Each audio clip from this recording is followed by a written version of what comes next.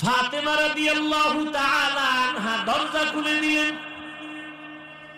স্বামী ঘরে আসছে। হালপুরসি জিজ্ঞাসা করেন, কোথা থেকে আসলেন? রহমতের নবীর দরবার থেকে। আব্বাজান কেমন আছেন? আলহামদুলিল্লাহ।